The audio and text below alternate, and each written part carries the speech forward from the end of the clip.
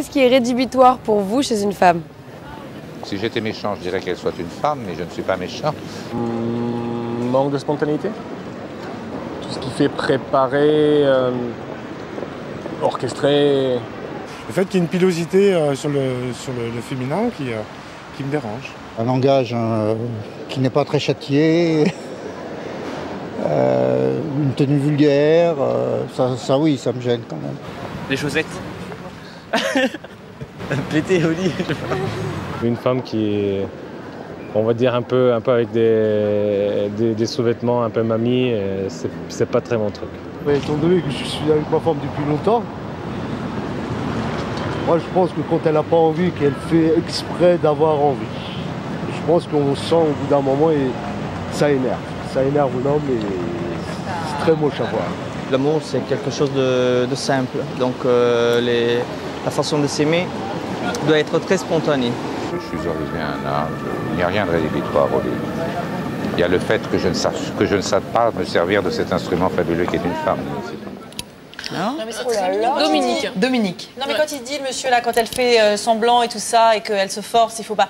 Elle stimule donc. Non, elle stimule, elle simule. Elle simule. Non mais elle se stimule toute seule faussement. Bon, on l'a toute connue cette histoire. Non mais quand tu disais tout à l'heure aussi que tu vois, quand on n'a pas envie, on n'a pas envie. Et c'est vrai, et c'est pas parce qu'on nous dit que les Français font l'amour en moyenne 3 fois par semaine, ce qui est faux d'ailleurs. Les Français sont des gros menteurs sur le sujet. Et bien quand on n'a pas envie, on n'a pas envie. Et la presse féminine nous dit tout le temps oui, il faut être sexe, il faut être belle, la position de la cuillère, tout ça, tac tac. Eh ben non. Le missionnaire aussi. Non, mais un bon classique ou pas du tout, une bonne pantoufle, une bonne télé au lit, et ben voilà. Non mais des fois, voilà, on n'est pas obligé quoi. Ouais, t'as raison Sophie. Tu vois non mais j'y tiens. Vas-y, casse tout. Et pour vous, qu'est-ce qui est rédhibitoire chez un homme? La bave. La barbe. Un homme qui... Non mais il y a des hommes quand ils sont un peu... Mais tu les trouves où tes mecs un peu stimulés. Non mais quand il est un peu stimulé, des fois il t'embrasse et donc ça... Et ça bave. Le premier baiser foireux, il n'y a plus personne. Ou alors tu mets le coussin sur la tête. Oui mais ça c'est pas très gentil. Non mais c'est toujours mauvais signe de tout. Le baiser foireux. Très mauvais signe. Tu sais que ça va pas suivre. Non, tu moi, sais que... justement, pas forcément. C'est la mauvaise haleine, moi. Et les odeurs en général. Ouais, tout ce qui est dans la bouche, ouais. Non, ça c'est...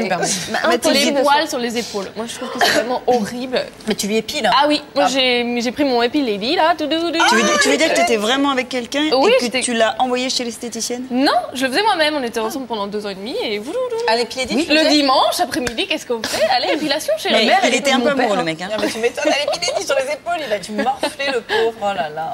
À mon avis, les hommes sont à 1000 lieues de se douter de tout ça et définitivement, nos blocages ne sont pas les mêmes. L'homme va être complexé plutôt sur ses organes génitaux, puisque nous sommes maintenant dans une société, dans l'ère de la performance sexuelle.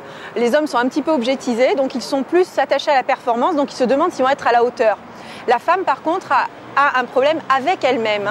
C'est son image, c'est comment elle se sent dans sa féminité, dans son corps, comment est-ce qu'elle a grandi, comment s'est passée son adolescence et l'accession comme ça justement à son corps de femme.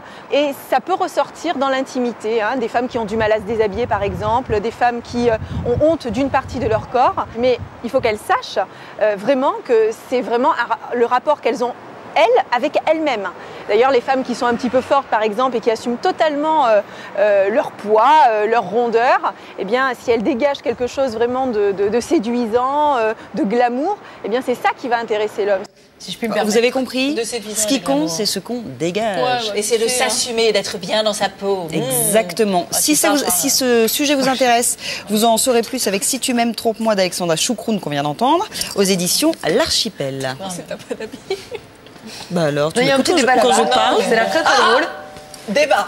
Allez, débat. Qui s'y attend? C'est un acteur. Oui. Il est chaud. Un homme à femme. Et si ça se trouve, un homme à barbe. Un homme qui aime le... Non. Bien Charlotte. Tu lui poseras la question? Non, bien mon bouche. Bah attends.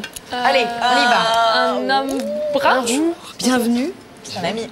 Oui, on y va. Très bien.